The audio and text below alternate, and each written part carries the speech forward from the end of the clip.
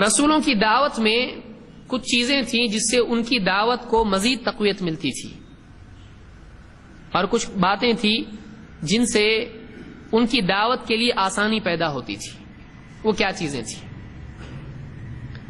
سب سے پہلی چیز یہ تھی کہ رسول ہمیشہ قوم کی زبان میں خطاب کرتے تھے۔ مقصود کیا ہے؟ قوم کا فہم۔ اصل الفاظ کی تبلیغ نہیں ہے، بلکہ اصل کیا ہے؟ ان الفاظ سے جو بات سامنے آتی ہے اس بات کا سمجھنا ہے۔ اس کو بھی یاد رکھیے۔ اللہ تعالیٰ قرآن کریم میں کیا فرماتا ہے؟ وَمَا أَرْسَلْنَا مِن رَّسُولٍ إِلَّا بِلِسَانِ قَوْمِهِ لِيُبَيِّنَ لَهُمْ، ہم نے جو بھی رسول بھیجا قوم کی زبان میں بھیجا تاکہ قوم پر وہ حق کو واضح کر دے۔ مقصود یہ ہے کہ صرف جملہ پہنچایا نہ جائے، بلکہ اس جملے سے جو بات ثابت ہوتی ہے وہ بھی پہنچایا جائے۔ اس سے ایک بات یاد رکھیے کہ کوئی آدمی مثال کے طور پر عربی میں کسی حدیث کو پڑھ کے سنا دے، سامنے والے سے پوچھے مانتا؟ اس کو نہیں معلوم یہ حدیث بول رہا ہے، کیا بول رہا ہے، کچھ بھی نہیں معلوم ہے۔ بولے ابھی تو میں نہیں معلوم، بولے کافر ہو گیا تو۔ میں نے ایک بات بتائی نبی کی، تو نے نہیں مانا اور میرے کو سمجھا ہی نہیں ابھی تک، اس کو نہیں سمجھا ہے۔ تکفیر کے مسئلے میں یاد رکھیے کہ تکفیر کے مسئلے میں آدمی صرف تبلیغ پر قناعت نہ کرے، بلکہ تفہیم بھی اس کے لیے ضروری ہے۔ یعنی بات پہنچایا، ختم، مانتا نہیں مانتا باہر ہو گیا تو ابھی ایسا نہیں، بلکہ اس آدمی تک بات پہنچی، لیکن اس بات سے جو بات سامنے آتی ہے، جو مطلب نکلتا ہے اس سے، وہ اس کو نہیں سمجھا تو واقعی اس پر اتمام حجت ہوا نہیں ہوا۔ یہ بھی یاد رکھنا ضروری ہے۔ تو اصل مقصد یہ ہے کہ بات پہنچانے سے بات سمجھ میں آئے، صرف پہنچا دینا کافی نہیں ہے۔ اس سے دو باتیں سامنے آتی ہیں۔ ایک، داعی کو چاہیے کہ وہ اصل بات صرف پہنچانے کی بجائے اعلیٰ مرتبہ یہ ہے کہ اس کے ساتھ اس کا فہم بھی پہنچائے۔ اگر ایک آدمی ایک حدیث سنتا ہے، اس کو بیان کرتا ہے، تو اس میں یعنی کوئی حرج نہیں ہے، اچھی بات ہے، اس نے تبلیغ کی، بلغوا عنی ولو آیہ، یہ تبلیغ ہے، اس کو ثواب ملے گا پہنچانے کا۔ نضر اللہ امرأ سمع منا حدیثا فحفظہ حتی یبلغہ غیرہ، کہ ایک اللہ تعالیٰ سرسبز و شاداب رکھے، خوش رکھے اس انسان کو جو ہم سے حدیث سنے اور اس کو محفوظ رکھے یہاں تک کہ دوسرے تک پہنچا دے، جو سنایا ویسا ہی۔ یہ تبلیغ ہے، جو کا تو پہنچانا، یہ حفاظت علم ہے۔ لیکن صرف اتنا کافی نہیں ہے، بلکہ اس علم کو صحیح طور سے سمجھ کر اس کے فہم کو بھی دوسروں تک پہنچانا۔ جو کا تو سنا اور پہنچایا، لیکن ساتھ ہی اس میں کیا بات سامنے آتی ہے وہ بات لوگوں کو سکھانا، اس کو کہتے ہیں تفقہ، دین کی گہری سمجھ۔ اسی لیے انبیاء صرف اللہ کی کتاب کو پہنچاتے تھے ایسا نہیں ہے، بلکہ انبیاء اس کتاب کے الفاظ کے ساتھ اس کتاب سے نکلنے والے حکم، اس سے نکلنے والی باتیں یہ بھی قوم کو سکھاتے تھے۔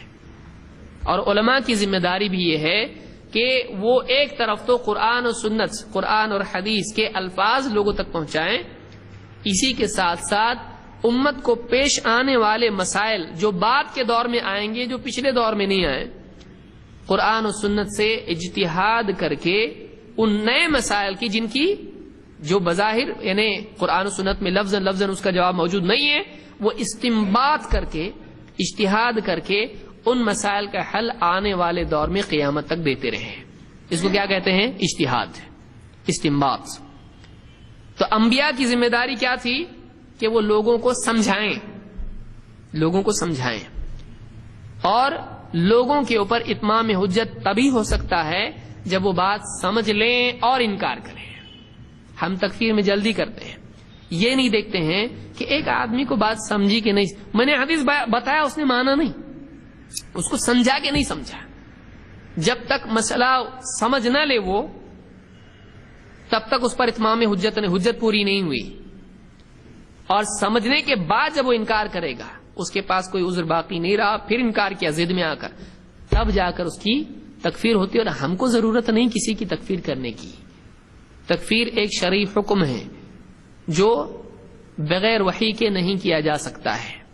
ایک آدمی اپنے طور پر کسی کو بھی کافر بول دے، نہیں، قطعیات اور واضح بات کے انکار کرنے کے بعد جس کے بارے میں قرآن و سنت میں آیا ہو کہ ایسا ایسا معاملہ ہے، اس پر ہی حکم لگایا جا سکتا ہے.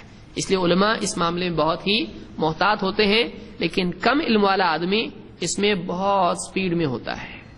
جتنا کم علم انسان کے پاس ہوتا ہے اتنی سرعت تکفیر میں اس کی ہوتی ہے، اتنی تیزی ہوتی ہے. اس لیے آپ دیکھیے کہ بڑا آدمی جہاں شوق لگتا ہے وہاں ہاتھ نہیں ڈالتا، لیکن بچہ اس کے لیے کوئی چیز نہیں، چھری بھی پکڑتا ہے، وہ کہیں بھی ہاتھ ڈالتا ہے، کہیں بھی کود جاتا ہے، ٹیرس پہ سے بھی کود سکتا ہے وہ، کیونکہ اس کو معلوم نہیں ہے، اس کو نتائج معلوم نہیں. جس کو نتائج معلوم نہیں ہوتے ہیں وہ بہت بہادر ہوتا ہے، لیکن اس کی بہادری کب ختم ہوتی ہے؟ نتائج کے بعد. وما ارسلنا من رسول الا بلسان قومه ليبين لهم. تو اللہ نے رسولوں کو جو یعنی ذمہ داری دی وہ صرف تبلیغ کی نہیں تھی، بلکہ کس کی تھی؟ تبیین، وضاحت کی، اللہ کا پیغام سمجھانا. دوسری بات اس سے معلوم ہوئی کہ رسول جتنے بھی آتے تھے وہ کس زبان میں آتے تھے؟ قوم کی زبان میں. آپ بتائیے کوئی بھی، اس سے ایک بھی یہ بات بھی سامنے آتی ہے اور لوگ جو یعنی کنفیوژن ہوتا ہے کہ انڈیا میں کیوں نہیں بھیجا اللہ نے ہمارے لیے رسول، عرب میں کیوں بھیجا؟ تو وہ عربوں کے لیے تھے. آپ بتائیے دنیا میں کیا ہمیشہ ایک زبان رہی ہے؟ دنیا میں مختلف علاقے، جب عرب میں لوگ تھے عربی بولتے تھے، چین میں چینی تھے، اور ہندوستان میں معلوم نہیں سنسکرت یا کیا بولتے ہوں، اور کسی اور افریقہ میں اور کسی اور زبان میں لوگ الگ الگ زبانیں بولتے تھے. جب محمد صلی اللہ علیہ وسلم آئے، جب آپ نبی بنائے گئے، تو دنیا میں ایک زبان اس وقت میں نہیں تھی. اب آپ بتائیے اگر چین میں بھیجا جائے، اگر کوئی آدمی بولتا ہے عرب میں کیوں، دوسرے ملک میں کیوں نہیں؟ ٹھیک ہے، دوسرے ملک میں اللہ اگر بھیجتا، چین میں بھیجتا، تو عرب والے بولتے عرب میں کیوں نہیں؟ ہندوستان والے، افریقہ والے یا کسی اور ملک والے بولتے کہ یہاں کیوں نہیں. تو یہ اعتراض کبھی ختم نہیں ہو سکتا ہے. ایک رسول ایک ہی جگہ پر ایک ہی قوم کی زبان میں بول سکتا ہے، وہاں کے لوگوں کو رسول دعوت دے سکتا ہے. تو اللہ تعالیٰ نے، کیونکہ اسی قوم میں سے وہ چنا جاتا ہے. سمجھ میں آ رہی بات؟ رسول آسمان سے نازل ہوتا ہے؟ نہیں، رسول اس کسی ایک قوم سے لیا جاتا ہے. اب ایسی قوم کون سی ہے یا اس وقت میں کون سی تھی جو ساری زبانیں بولتی تھی؟ ایسا نہیں ہو سکتا ہے کہ ایک قوم کو اساس بنایا جاتا ہے اور اس قوم میں سے رسول چنا جاتا ہے اور وہ اس قوم کی اصلاح کرتا ہے، پھر وہ قوم اگلی قوموں تک جاتی ہے. فائدہ اللہ کا ہے. اور پچھلی قوموں میں ضرورت بھی نہیں تھی. کیوں؟ اس لیے کہ اللہ کے جتنے رسول آئے وہ عالمی رسول نہیں تھے. صرف ایک رسول ہیں جو کیا تھے؟ عالمی رسول. وہ کون ہیں؟ محمد صلی اللہ علیہ وسلم. کوئی بولے پھر کیسا؟ تو آج دیکھو ایسا ہے.